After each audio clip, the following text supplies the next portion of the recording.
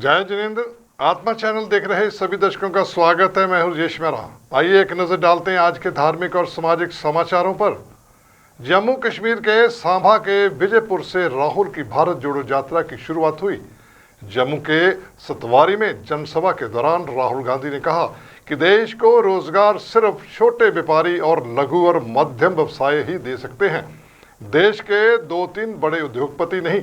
इसलिए भारत में बेरोजगारी फैल रही है। हिंदुस्तान का पूरा धन 2-3 उद्योगपतियों की जेब में जा रहा है। उन्होंने कहा कि सरकार कुछ उद्योगपतियों को फायदा पहुंचा रही है, पूरा कारोबार देश के कुछ उद्योगपति चला रहे हैं। नोटबंदी से काला धन नहीं मिटा, नोटबंदी कर छोटे कारोबारियों को नुकसान पहुंचाया गया है। छोटे कारोबारी ही रोजगार पैदा कर सकते हैं। उन्होंने कहा कि जम्मू कश्मीर में गरीबों से उनकी जमीन जो छीनी जा रही है, कश्मीर पंडितों के साथ सरकार अन्याय कर रही है।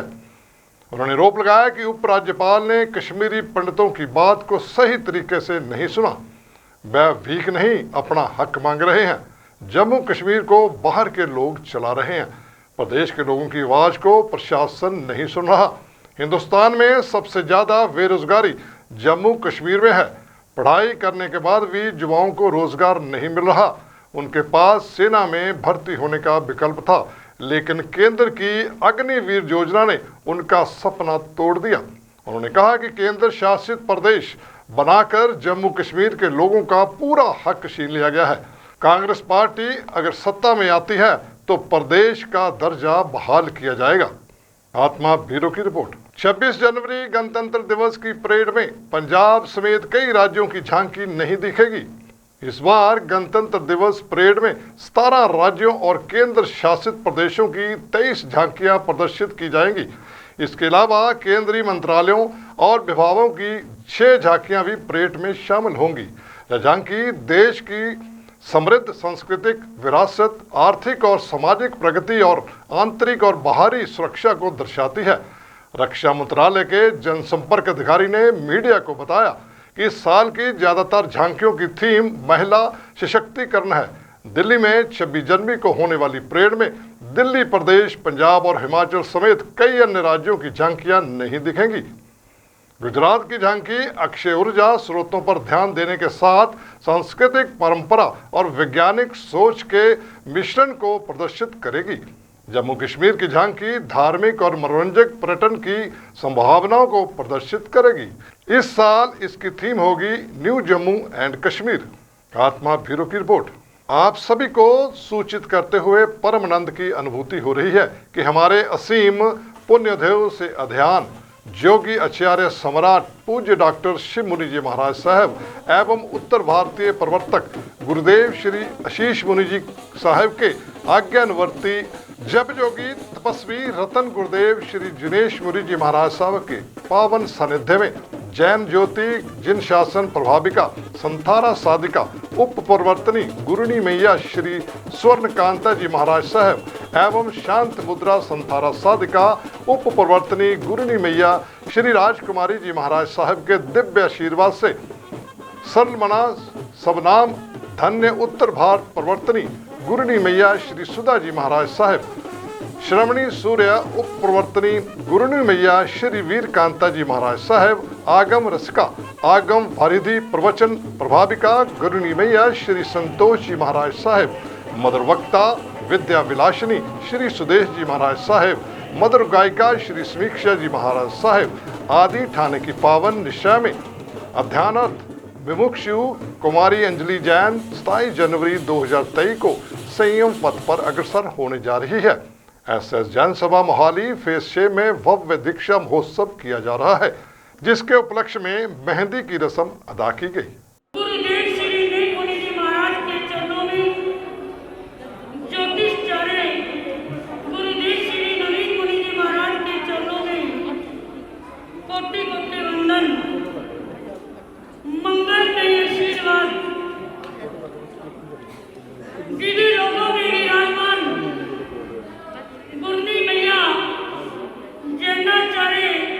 श्री पार्वती महाराज गुरनी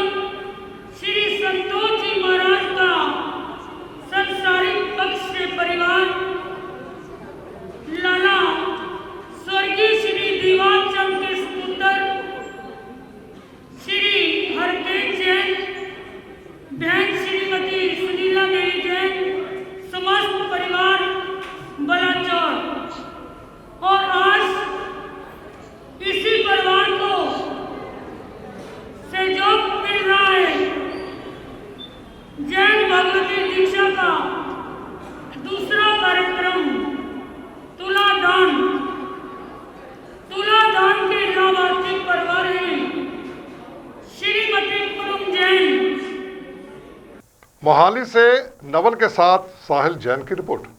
भारतीय जनता पार्टी पंजाब प्रदेश के अध्यक्ष अश्विनी शर्मा ने आज माधव विद्या निकेतन स्कूल गुरुनगरी में भारतीय जनता पार्टी पंजाब की 2 दिवसीय प्रदेश कार्यकारिणी की अध्यक्षता की। अश्विनी शर्मा ने कहा कि भगवंत मान सरकार के कुशासन से जनता तंग आ चुकी है। पंजाब की जनता अब जान चुकी है कि अगर राज्य का और उनका विकास कोई कर सकता है तो वह है भारत की जनता। शर्मा ने कहा कि अगर पंजाब में भाजपा की सरकार बनती है तो पंजाब को नशा मुक्त, भ्रष्टाचार मुक्त, समृद्ध पंजाब बनाया जाएगा।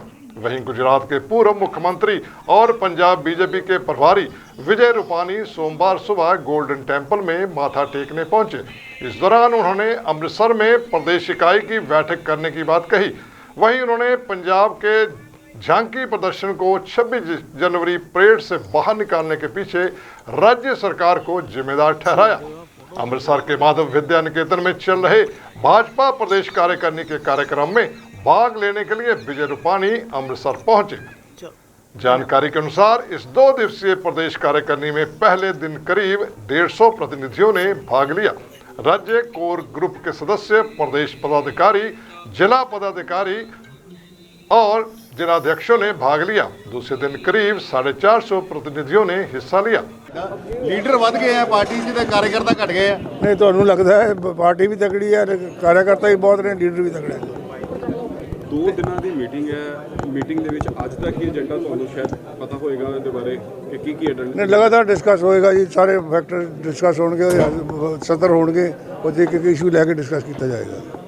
2024 ਦੀ ਤਿਆਰੀਆਂ ਕਰ ਰਹੀ ਜੀ ਪਾਰਟੀ ਇਸ ਵੇਲੇ। बिल्कुल तैयारी कर रही, तैयार है, पहले तैयार है। ਤੇ ਕੋਈ ਅਕਾਲੀ ਦਲ ਨਾਲ ਦੁਬਾਰਾ ਗਠਬੰਧਨ ਦਾ ਕੋਈ ये जी हाले कोई गलबात नहीं है, जो होएगी तो पता लग जाएगा। नहीं कोई संभावना लग रही है जी? हाले कोई उस मामला नहीं है। पंजाब में प्रभारी बनने के बाद अमृतसर प्रदेश कार्यकारिणी के लिए मैं प्रथम बार आया हूँ, फर्स्ट टाइम आया हूँ। स्वाभाविक मन करता है कि अमृतसर आते हैं तो यहाँ गुरु साहब के पास, हर मंदिर साहब के पास माथा टेकने के लिए काफ़ी जी मन कर रहा था। तो मेरा आज सौभाग्य है कि यहाँ माथा टेकने के लिए मैं आया हूँ और प्रार्थना करता हूँ कि पंजाब में भाईचारा बना रहे, पंजाब शांति सुलह बनी रहे, पंजाब और मजबूत बने और पंजाब बहुत आगे बढ़े, ऐसी मैं यहाँ भी प्रार्थना करूँगा। हमारी राष्ट्रीय कार्यकारिणी दिल्ली में बनी और उसके बाद सभी राज्यों में प्रदेश की कार्यकारिणी की बैठक अभी हो रही है। आज पंजाब की कार्यकारिणी की बैठक आज मिलेगी, कल पदाधिकारी की बैठक थी और आने वाले दिनों में पंजाब में भारतीय जनता पार्टी का विस्तार हो। 24 के चुनाव में पंजाब से ज़्यादा एमपी मोदी जी के प्रधानमंत्री बनाने के लिए यहाँ से चुनकर आए, ऐसी रणनीति इस कार्यकारिणी में बनेगी। ये अमृतसर पवित्र भूमि है और अमृतसर उसका भी महत्वपूर्ण पंजाब में स्थान है। देश के लिए भी अमृतसर ये पवित्र स्थान, श्रद्धा का स्थान है, इसलिए कार्यकारिणी यहाँ रखी है। गुजरात दे पूर्व सीएम और पंजाब दे बीजेपी दे इंचार्ज दे नाते रूपानी जी दा पंजाब दी ये फेरी है और क्योंकि कार्यकारिणी जिहड़ी है साडे पवित्र अमृतसर दी नगरी दे अंदर हो रही है और राजधानी चाहे साडी चंडीगढ़ है लेकिन सांस्कृतिक राजधानी अमृतसर है। इस करके गुरु घर आके पंजाब दी चढ़दी कला दी अरदास करना और उस अरदास करन दे लई ही रूपानी जी अज इत्थे मत्था टेकन आए ने और इस तो बाद दुर्गियाना मंदिर दे अंदर भी असीं मत्था टेकांगे और पंजाब चढ़दी कला च रहे इहदी अरदास करांगे। अमृतसर से सुनील खोसला की रिपोर्ट। गुलपुर सिंबली चक्की व्यास लिंक नहर व ग्रोटा के पास बने पुल की जर्जर हालत के कारण लोगों का इस पुल से निकलना मुश्किल हो गया और पुल के दूसरी तरफ खेती करने वाले लोगों को आर्थिक परेशानी का सामना करना पड़ रहा था। लेकिन अब पंजाब सरकार के प्रयासों से आज पुल की मरम्मत का काम शुरू कर दिया गया है, जिस पर 40 लाख रुपए खर्च हो रहे हैं, जिसका उद्घाटन पंजाब के खाद्य, नागरिक आपूर्ति और उपभोक्ता मामले और वन और वाणिज्य संरक्षण मंत्री लालचंद कटारू चक ने किया। इस मौके पर मनोहर ठाकुर, अध्यक्ष नगर सुधार ट्रस्ट पठानकोट, कैप्टन स्वर्ण सिंह, नगर अध्यक्ष घरोटा आदि मौजूद रहे।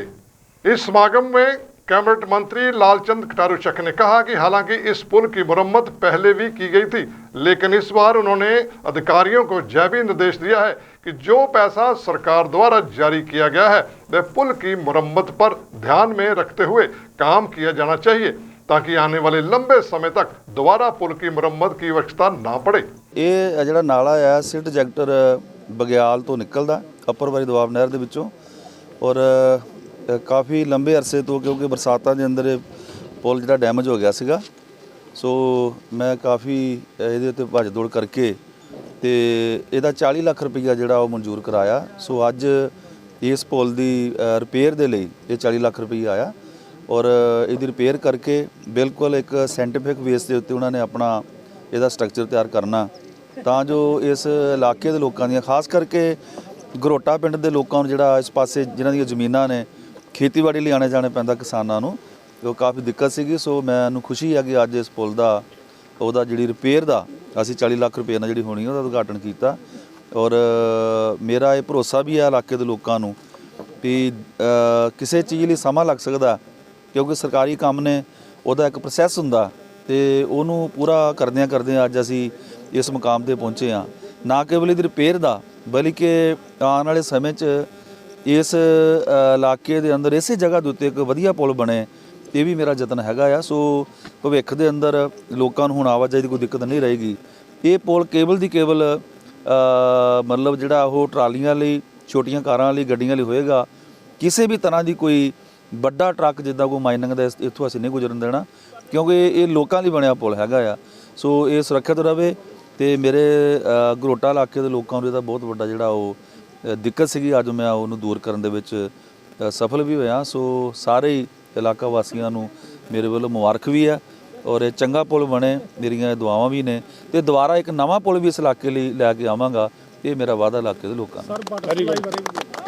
पठानकोट से लोक कुमार की रिपोर्ट।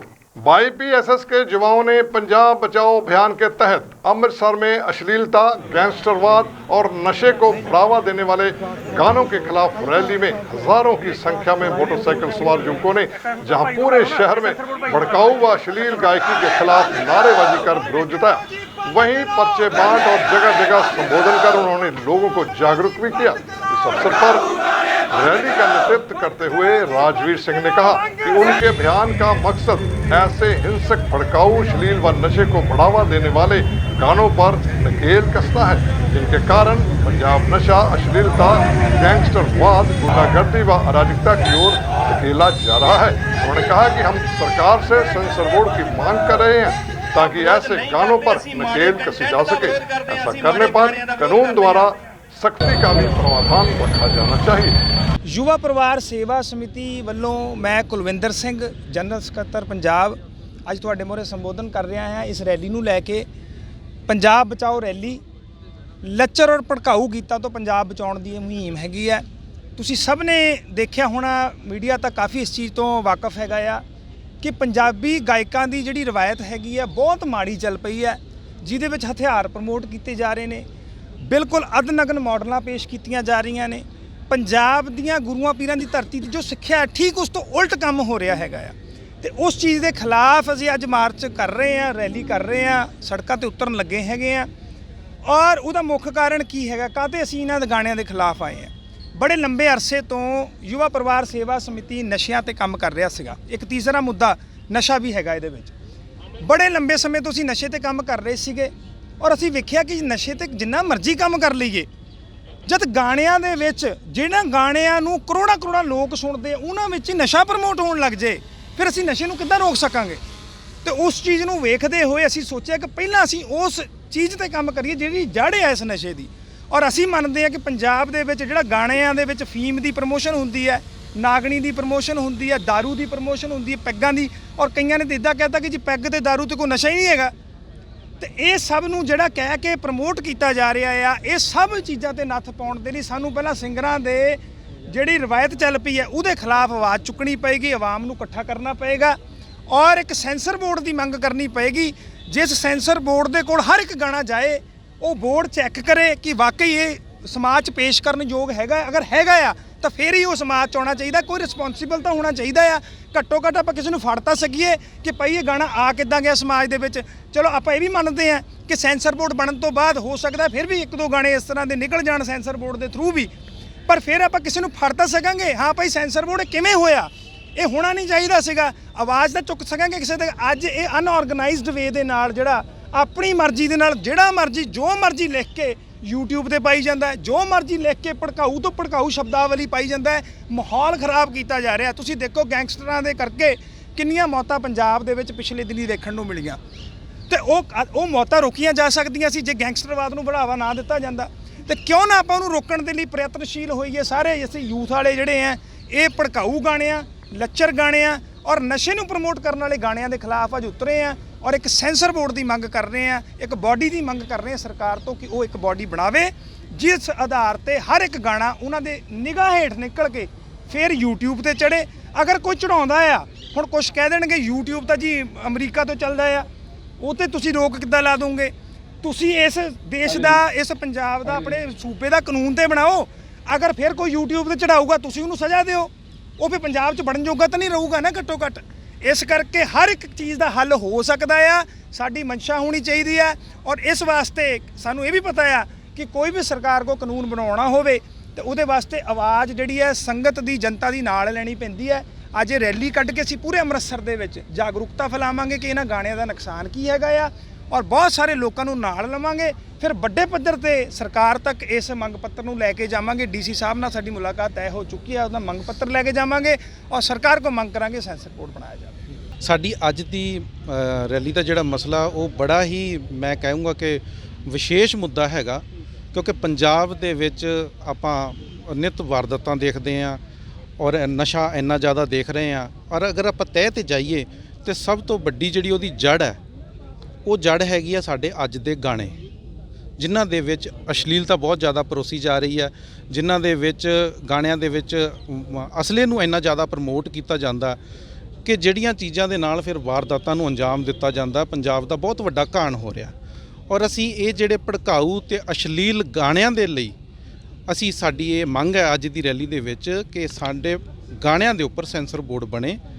ਸਾਡੀ विशेष कर सेंसर बोर्ड ही मांगा है। अमृतसर से सुनील खोत। अमृतसर में anti crime and animal production association और शहर के सभी गौ माता प्रेमी संगठनों ने प्रदर्शन किया, जिसमें पिछले दिनों मजीठा के अंतर्गत गांव सोहिया कला में एक गौ माता की टांगे काटकर निर्मम हत्या की गई, जिसमें पुलिस द्वारा एक FIR तो दर्ज की गई, पर इस पर पुलिस द्वारा अभी तक कोई भी गिरफ्तारी नहीं की गई। इस अवसर पर association chairman doctor Rohan Mehra ने कहा कि 5 जनवरी का मामला है और 6 जनवरी को FIR दर्ज की गई, लेकिन अभी तक कोई भी गौ हत्यारे को पकड़ा नहीं गया, जिसकी वजह से सभी संगठनों में रोष था, जिसके चलते कचहरी चौक में रोष प्रदर्शन किया गया। उन्होंने कहा कि अगर 1-2 दिन तक गिरफ्तारी ना हुई तो भंडारी पुल सभी संगठनों द्वारा बंद कर दिया जाएगा और तब तक संगठन वहां से नहीं उठेंगे जब तक मुजरिम को हिरासत में नहीं लिया जाएगा, जिसकी जिम्मेदार सरकार होगी। ਅੱਜ ਇੱਕ ਜਿਹੜੀ ਹੱਤਿਆ ਹੋਈ ਸੀਗੀ 5 ਜਨਵਰੀ ਨੂੰ ਗਊ ਮਾਤਾ ਦੀ ਹੱਤਿਆ ਕੀਤੀ ਗਈ ਸੀਗੀ ਸੋਈਆਂ ਕਲਾਂ ਪਿੰਡ ਦੇ ਵਿੱਚ ਮਜੀਠੇ ਹਲਕੇ ਦੇ ਵਿੱਚ, ਜਿਹਦੀ FIR ਤੇ ਪੁਲਿਸ ਨੇ ਦਰਜ ਕਰ ਲਈ 6 ਤਰੀਕ ਨੂੰ, ਲੇਕਿਨ ਹਾਲੇ ਤੱਕ ਕੋਈ ਵੀ ਜਿਹੜੀ ਅਰੈਸਟ ਉਹਦੀ ਨਹੀਂ ਕੀਤੀ ਗਈ। ਅਸੀਂ ਇੱਕ ਅਲਟੀਮੇਟਮ ਦਿੱਤਾ ਸੀਗਾ ਕਿ ਅਸੀਂ ਜਿਹੜਾ ਵਾ ਪ੍ਰੋਟੈਸਟ ਕਰਾਂਗੇ 18 ਤਰੀਕ ਦਾ ਜਾਂ 20 ਤਰੀਕ ਦਾ ਅਸੀਂ ਪ੍ਰੋਟੈਸਟ ਕਰਾਂਗੇ ਗਵਰਨਮੈਂਟ ਦੇ ਅਗੇਂਸਟ। ਉਸ ਦੇ ਬਾਵਜੂਦ ਵੀ ਜੇ ਇੰਟੀਮੇਸ਼ਨ ਦੇਣ ਦੇ ਬਾਵਜੂਦ ਵੀ ਹਾਲੇ ਤੱਕ ਉਹਦੀ ਕੋਈ ਅਰੈਸਟ ਨਹੀਂ ਪਈ। ਇਹ ਟੋਟਲ ਫੇਲੀਅਰ ਗਵਰਨਮੈਂਟ ਦਾ ਵਾ। ਉਹਦਾ ਕਾਰਨ ਕੀ ਹੈ? ਦੇਖੋ ਕਾਉਸੈਸ ਜਿਹੜੀ ਹੈ ਪੰਜਾਬ ਸਰਕਾਰ ਰਹਿ ਰਹੀ ਹੈ, ਕਾਫੀ ਸਾਲਾਂ ਤੋਂ ਇਕੱਠਾ ਹੋ ਰਿਹਾ ਕਾਉਸੈਸ, ਉਹਦੇ ਹੋਣ ਦੇ ਬਾਵਜੂਦ ਵੀ ਜਿਹੜੀ ਗਊਆਂ ਦੀ ਕਿਤੇ ਬੇਰਹਿਮੀ ਦੇ ਨਾਲ ਹੱਤਿਆ ਕੀਤੀ ਜਾ ਰਹੀ ਹੈ। ਇਸ ਹੱਤਿਆ ਤੋਂ ਬਾਅਦ ਵੀ ਕੋਈ ਵੀ ਸਰਕਾਰੀ ਇਹੋ ਜਿਹੇ ਅਫੀਸ਼ੀਅਲ ਦਾ ਕੋਈ ਨਾ ਤੇ ਬਿਆਨ ਆਇਆ, ਨਾ ਤੇ ਉਹਨਾਂ ਨੇ ਕੋਈ ਪੁਲਿਸ ਨੂੰ ਹੁਕਮ ਜਾਰੀ ਕੀਤਾ ਅਫਸਰਾਂ ਨੂੰ ਕਿ ਜਲਦੀ ਤੋਂ ਜਲਦੀ ਉਹਦੀ ਗ੍ਰਿਫਤਾਰੀ ਕੀਤੀ ਹੈ। ਸਾਨੂੰ ਬਹੁਤ ਜ਼ਿਆਦਾ ਰੋਸ ਹੈ। ਅੱਜ ਸਾਰੇ ਅਸੀਂ ਜਿਹੜੇ ਸੰਗਠਨ ਇਕੱਠੇ ਹੋਏ ਆ ਤੇ ਅਸੀਂ ਚਾਹੁੰਦੇ ਹਾਂ ਕਿ ਜਲਦੀ ਤੋਂ ਜਲਦੀ ਜੇ ਇਹਦੀ ਗ੍ਰਿਫਤਾਰੀ ਨਹੀਂ ਕੀਤੀ ਗਈ ਤੇ ਅਗਲਾ ਜਿਹੜਾ ਅਸੀਂ ਹੈ ਭੰਡਾਰੀ ਪੁਲ ਜਿਹੜਾ ਕੁਝ ਦਿਨਾਂ ਦੇ ਬਾਅਦ ਜਾਮ ਕਰਾਂਗੇ। ਅਸੀਂ ਪੰਜਾਬ ਸਰਕਾਰ ਦਾ ਪੁਤਲਾ ਫਾੜਿਆ ਕਿਉਂਕਿ ਇੰਨੇ ਦਿਨ ਬੀਤ ਜਾਣ ਦੇ ਬਾਵਜੂਦ ਹਾਲੇ ਤੱਕ ਕੋਈ ਵੀ ਗ੍ਰਿਫਤਾਰੀ ਨਹੀਂ ਕੀਤੀ ਗਈ ਤੇ ਨਾ ਹੀ ਕਿਸੇ ਸਰਕਾਰ ਦੇ ਨੁਮਾਇੰਦੇ ਨੇ ਇਹਨੂੰ ਇਨੀਸ਼ੀਏਟਿਵ ਲਿਆ। ਉਹਨਾਂ ਵਾਸਤੇ ਇਹ ਚੀਜ਼ ਇੱਕ ਯੂਜ਼ਲੈਸ ਅਸੀਂ ਸੋਚਦੇ ਹਾਂ ਕਿ ਕਿਸੇ ਗਊ ਦੀ ਹੱਤਿਆ ਹੋ ਜਾਏ ਤੇ ਫਿਰ ਕਾਉਸਸ ਕਾਹਦੇ ਵਾਸਤੇ ਇਕੱਠਾ ਕਰ ਰਹੇ। ਇੱਕ ਮੈਂ ਸਵਾਲ ਪੁੱਛਣਾ ਚਾਹਾਂਗਾ, ਜਿਹੜੇ ਡਿਪਾਰਟਮੈਂਟ ਗਊਆਂ ਦੀ ਟੈਗਿੰਗ ਕਰਦੇ ਨੇ ਉਹ ਗਊ ਦੇ ਉੱਤੇ ਟੈਗ ਕਿਉਂ ਨਹੀਂ ਸੀ ਲੱਗਾ ਹੋਇਆ? ਅਗਰ ਟੈਗ ਲੱਗਾ ਸੀ ਜੇ ਕਿਸੇ ਨੇ ਲਾਇਆ ਵਾ, ਕਿਉਂਕਿ ਸਰਕਾਰ ਦਾਅਵਾ ਕਰਦੀ ਹੈ ਵੀ ਅਸੀਂ ਜਿੰਨੀਆਂ ਡੇਅਰੀ ਵਾਲੇ ਹੈਗੇ ਨੇ ਉਹਨਾਂ ਦੇ ਗਊਆਂ ਨੂੰ ਰਜਿਸਟਰ ਕਰ ਦਿੱਤਾ ਗਿਆ ਵਾ ਤੇ ਉਹਨਾਂ ਦੇ ਟੈਗ ਲੱਗ ਚੁੱਕਾ ਹੋਇਆ, ਪਰ ਉਹ ਗਊ ਤੇ ਜਿਹੜਾ ਕੋਈ ਟੈਗ ਨਹੀਂ ਸੀ ਲੱਗਾ। ਅਗਰ ਟੈਗ ਲੱਗਾ ਹੁੰਦਾ ਤੇ ਜਿਹੜੀ ਉਹਦੀ ਗ੍ਰਿਫਤਾਰੀ ਜਿਹੜੀ ਆਸਾਨੀ ਦੇ ਨਾਲ ਉਸੇ ਦਿਨ ਹੋ ਜਾਂਦਾ। ਅੱਜ ਤੇ ਅਸੀਂ ਸ਼ਾਂਤਮਈ ਪ੍ਰੋਟੈਸਟ ਜਿਹੜਾ ਕੀਤਾ ਵਾ, ਨੈਕਸਟ ਜਿਹੜਾ ਅਸੀਂ ਪੂਰਾ ਭੰਡਾਰੀ ਪੁਲ ਜਿਹੜਾ ਅੰਮ੍ਰਿਤਸਰ ਜਾਮ करते हैं। अमृतसर से सुनील खोसला की रिपोर्ट। अमृतसर में खोले गए आम आदमी पार्टी के क्लिनिक में हेल्थ फार्मेसी के अधिकारियों ने काम करने से मना कर दिया है। अमृतसर में स्वस्थ फार्मासिस्टों द्वारा विरोध मार्च निकाला गया। इस मौके पर मुख्यमंत्री भगवंत मान का पुतला भी फूंका गया। इस मौके पर पत्रकारों से बात करते हुए रूरल फार्मेसी अफसरों के अध्यक्ष कमलजीत चौहान ने कहा कि पंजाब सरकार द्वारा जो मोहल्ला क्लिनिक खोले जा रहे हैं वह दूर हैं और हमारा वेतन कम हो गया है, जिससे गुजारा करना मुश्किल हो गया है। हमारी मांग है कि या तो सरकार हमें पक्के करे या फिर तनख्वाह दे, नहीं तो 25 जनवरी को संगरूर में मुख्यमंत्री आवास का घेराव किया जाएगा। ਅਸੀਂ 2006 ਤੋਂ ਪਿੰਡੂ ਡਿਸਪੈਂਸਰੀਆਂ ਵਿੱਚ ਜਿਹੜਾ ਸੇਵਾ ਨਿਭਾ ਰਹੇ ਹਾਂ ਤੇ ਵੱਖ-ਵੱਖ ਸਰਕਾਰਾਂ ਆਈਆਂ, ਅਕਾਲੀਆਂ ਦੀ ਆਈ ਆ, ਕਾਂਗਰਸ ਦੀ ਆਈ ਆ ਤੇ ਅਸੀਂ ਸਾਰੀਆਂ ਸਰਕਾਰਾਂ ਨੇ ਸਾਡੇ ਦਾ ਸ਼ੋਸ਼ਣ ਕੀਤਾ, ਅਤਿਆਚਾਰ ਕੀਤਾ, ਬਹੁਤ ਘੱਟ ਤਨਖਾਹ ਦੇ ਕੰਮ ਕਰਾਇਆ। 3000 ਤੋਂ ਲੈ ਕੇ ਹੁਣ ਅਸੀਂ ਸਿਰਫ 11000 ਰੁਪਈਆ ਲੈ ਰਹੇ ਹਾਂ, ਨਾਮਰਦ ਤਨਖਾਹ ਲੈ ਰਹੇ ਹਾਂ। ਤਾਂ ਹੁਣ ਆਮ ਪਾਰਟੀ ਸਰਕਾਰ ਨੂੰ ਅਸੀਂ ਲਿਆਂਦਾ, ਸਾਨੂੰ ਆਸ ਹੀ ਪੂਰੀ ਕਿ ਇਹ ਖਰੀ ਉਤਰੂਗੀ। ਉਹਨਾਂ ਪਾਰਟੀਆਂ ਦੇ ਸਤਾਏ ਹੋਏ ਅਸੀਂ ਇਹਨਾਂ ਆਮ ਪਾਰਟੀ ਨੂੰ ਵੋਟਾਂ ਪਾਈਆਂ, ਇਹਨਾਂ ਨਾਲ ਪਹਿਲਾਂ ਵੀ ਵੋਟਾਂ ਤੋਂ ਸਾਡੇ ਨਾਲ ਸਮਝੋ ਕੀਤਾ ਸੀ, ਪ੍ਰੋਮਿਸ ਕਿ ਸਾਨੂੰ ਸਾਡੀ ਸਰਕਾਰ ਲਿਆਓ ਤੇ ਤੁਹਾਨੂੰ ਅਸੀਂ ਆਉਂਦੇ ਸਾਰੀ ਹਰਿਆਪਿਆਂ ਦਾ ਜਿਹੜਾ ਉਹ ਤੁਹਾਡੇ ਲਈ ਚੱਲੂਗਾ, ਪੱਕਿਆਂ ਕਰਾਂਗੇ ਤੁਹਾਨੂੰ। ਆਮ ਪਾਰਟੀ ਨੇ ਵੀ ਚੋਣ ਮੁੱਦਾ ਬਣਾਇਆ, ਵੱਡੇ ਬੈਨਰ, ਵੱਡੇ ਇਸ਼ਤਿਹਾਰ ਲਾ ਕੇ ਵੱਡੀਆਂ ਅਖਬਾਰਾਂ ਸਾਰੇ ਪੰਜਾਬ ਛੱਡੇ ਕਿ ਹਿੰਦੁਸਤਾਨ ਦੀਆਂ ਅਖਬਾਰਾਂ ਵਿੱਚ ਵੀ ਦਿੱਤਾ ਕਿ ਅਸੀਂ 36000 ਮੁਲਾਜ਼ਮ ਪੱਕੇ ਕਰ ਰਹੇ ਹਾਂ। ਪਰ ਹਕੀਕਤ ਇਹ ਆ ਕਿ ਇੱਕ ਵੀ ਮੁਲਾਜ਼ਮ ਜਿਹੜਾ ਉਹ ਪੱਕਾ ਨਹੀਂ ਹੋਇਆ। ਅਸੀਂ 2006 ਤੋਂ ਲੱਗੇ ਹਾਂ ਤੇ ਸਾਨੂੰ ਨਾ ਹੀ ਸਾਡੀ ਤਨਖਾਹ ਵਧਾਈ ਗਈ ਆ, 11000 ਸਿਰਫ 11000 ਤੇ ਹੀ ਗੁਜ਼ਾਰਾ, ਤੇ ਨਾਲ ਸਾਡੇ ਸੇਵਾਦਾਰ ਸਿਰਫ 6000 ਰੁਪਈਆ ਲੈ ਰਹੇ ਨਾ ਮਾਤਰ ਤਨਖਾਹ ਦੇ। ਅਸੀਂ ਪੰਚਾਇਤ ਮੰਤਰੀ ਨੂੰ ਬਾਰ-ਬਾਰ ਮਿਲਦੇ ਪਰ ਲਾਰਿਆਂ ਤੋਂ ਸਵਾਦ ਸਾਨੂੰ ਕੁਝ ਵੀ ਨਹੀਂ ਹਾਸਲ ਹੋਇਆ। ਬਸ ਆਂਦੇ ਕਿ ਸੀਐਮ ਸਾਹਿਬ ਨਾਲ ਤੁਹਾਡੀ ਮੀਟਿੰਗ ਕਰਾ ਕੇ, ਮੇਰੇ ਵਾਸ ਦਾ ਕੁਝ ਨਹੀਂ ਹੈਗਾ, ਸੀਐਮ ਸਾਹਿਬ ਨਾਲ ਮੀਟਿੰਗ ਕਰਾ ਕੇ ਮੁੱਖ ਮੰਤਰੀ ਭਗਵੰਤ ਮਾਨ ਨਾਲ ਤੁਹਾਡਾ ਮਸਲਾ ਹੱਲ ਕਰਾਵਾਂਗੇ। ਸਾਲ ਤੋਂ ਉੱਪਰ ਸਾਲ ਹੋ ਚੱਲਿਆ, ਅਜੇ ਤੱਕ ਸਾਡੇ ਨਾਲ ਮੀਟਿੰਗ ਨਹੀਂ ਕਰਵਾਈ ਗਈ। ਤੇ ਜਿਹੜੀ ਪੈਨਲ ਮੀਟਿੰਗ ਇੱਕ ਹੋਈ ਸੀ ਡਿਪਾਰਟਮੈਂਟ ਦੇ ਨਾਲ, ਪੰਚਾਇਤ ਮੰਤਰੀ with FC Sahib, director Sahib, deputy ਸਾਹਿਬ ਸਾਰੇ, ਉਹਨਾਂ ਵਿੱਚ ਇਹ ਸਾਰੀਆਂ ਮੰਗਾਂ ਰੈਗੂਲਰ ਕਰਨ ਸੰਬੰਧੀ, ਤਨਖਾਹ ਕਰਨ ਵਧਾਉਣ ਸੰਬੰਧੀ, ਜਦੋਂ ਤੱਕ ਰੈਗੂਲਰ ਨਹੀਂ ਕਰਦੇ ਤਨਖਾਹ ਤੁਹਾਡੀ ਵਧਾਵਾਂਗੇ, ਉਹ ਤੇ ਵੀ ਨਹੀਂ ਫੁੱਲ ਚੜਾਏ ਗਏ। ਸਿਰਫ ਲਾਰੇ ਲੱਪੇ ਦਾ ਸਵਾਦ ਸਾਨੂੰ ਕੁਝ ਨਹੀਂ ਮਿਲਿਆ। ਅੱਕ ਕੇ ਅੱਜ ਅਸੀਂ ਜਿਹੜਾ ਰੋਡ ਪ੍ਰਦਰਸ਼ਨ ਜਿਹੜਾ ਕੀਤਾ ਉਹ ਇਸ ਕਰਕੇ ਕੀਤਾ ਕਿ ਮੁਹੱਲਾ ਕਲੀਨਿਕ ਦੇ ਵਿੱਚ ਡਿਊਟੀ ਸਾਡੀ ਲਗਾਈ ਜਾ ਰਹੀ ਆ। ਵੱਖ-ਵੱਖ 40 ਕਿਲੋਮੀਟਰ ਤੇ 50 ਕਿਲੋਮੀਟਰ ਤੇ ਜਾ ਕੇ ਜਿਹੜੇ ਮੁਹੱਲਾ ਕਲੀਨਿਕ ਖੋਲ੍ਹਣ ਦਾ। ਮੁਹੱਲਾ ਕਲੀਨਿਕ ਜਿਹੜੇ ਕੋਈ ਨਵੇਂ ਨਹੀਂ ਆ, ਇਹ ਪੁਰਾਣੀਆਂ ਬਿਲਡਿੰਗਾਂ ਜਿਹੜੀਆਂ ਪਹਿਲਾਂ ਹੀ ਚੱਲ ਰਹੀਆਂ PSC, ਉਹਨਾਂ ਨੂੰ ਹੀ ਮੋਟੀਵੇਟ ਕਰਕੇ ਲੋਕਾਂ ਨੂੰ ਧੋਖਾ ਦੇ ਕੇ ਉਹਦੇ ਵਿੱਚ ਜਿਹੜਾ ਉਹ ਮੁਹੱਲਾ ਕਲੀਨਿਕ ਖੋਲ੍ਹੇ ਜਾ ਰਹੇ ਆ।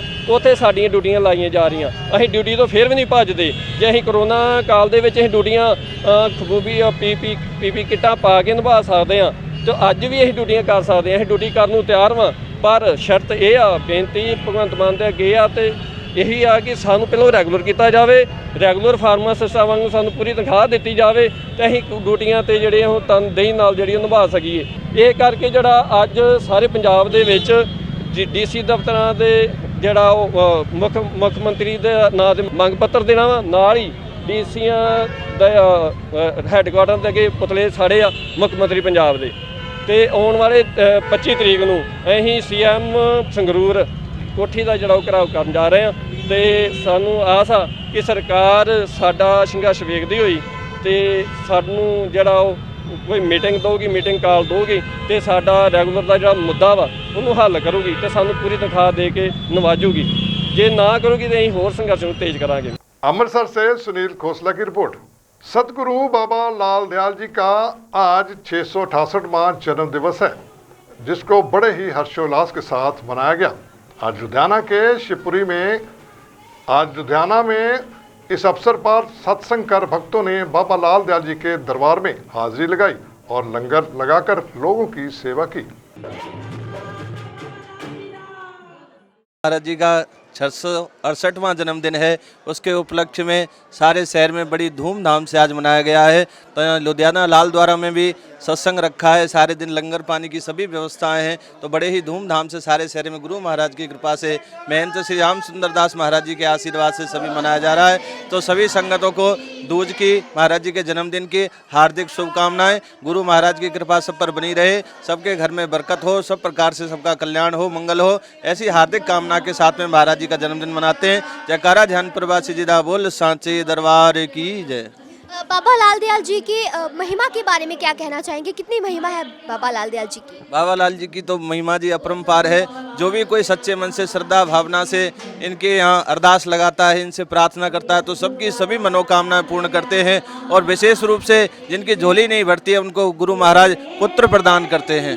आज बाबा लाल जी का जन्म दिहाड़ा 668वां जन्म दिहाड़ा लाल द्वारा लुधियाना बड़ी धूमधाम ਨਾਲ ਮਨਾਇਆ ਜਾ ਰਿਹਾ ਹੈ, ਜਿਸ ਦੇ ਸਾਡੇ ਚੇਅਰਮੈਨ ਸ਼੍ਰੀ ਮਹੰਤ ਸ਼੍ਰੀ ਰਾਮ ਸੁੰਦਰ ਦਾਸ ਮਹਾਰਾਜ ਜੀ ਨੇ, ਉਹਨਾਂ ਦੀ ਆਗਿਆ ਦੇ ਨਾਲ ਹੀ ਇਹ ਸਾਰਾ ਪ੍ਰੋਗਰਾਮ ਮਨਾਇਆ ਜਾ ਰਿਹਾ ਹੈ, ਜਿਸ ਦੇ ਵਿੱਚ ਸਾਡੇ ਸੇਵਾਦਾਰ ਪਵਨ ਡਾਵਰ ਜੀ, ਰਾਹੁਲ ਵਾਹੀ ਜੀ, ਵਰਿੰਦਰ ਗੁਲਾਟੀ ਜੀ, ਬਿੱਟੂ ਭਾਟੀਆ ਜੀ, ਮਿਸ਼ਰਾ ਜੀ, ਅਰਜੁਨ ਭਾਟੀਆ ਜੀ, ਸਾਰਿਆਂ ਦੇ ਸਹਿਯੋਗ ਨਾਲ ਹੀ ਇਹ ਫੰਕਸ਼ਨ ਮਨਾਇਆ ਜਾ ਰਿਹਾ ਹੈ।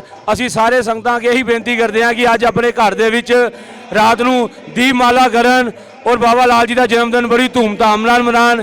ਸਾਡੇ ਲਾਲ ਦੁਆਰੇ ਦੇ ਵਿੱਚ ਲੁਧਿਆਣੇ ਦੇ ਵਿੱਚ ਸਾਰੇ ਸੇਵਾਦਾਰਾਂ ਦੇ ਸਹਿਯੋਗ ਨਾਲ ਹੀ ਇਹ ਮਨਾਇਆ ਜਾ ਰਿਹਾ ਹੈ। ਬੋਲ ਜਕਾਰਾ ਮੇਰੇ ਸਤਿਗੁਰੂ श्री बाबा लाल जी ਦਾ, बोल साचे दरबार की जय। लुधियाना से नंबर की रिपोर्ट। देते आज के धार्मिक और सामाजिक समाचार, कल फिर हाजिर होंगे। और राजेश मेहरा को दें इजाजत। धन्यवाद।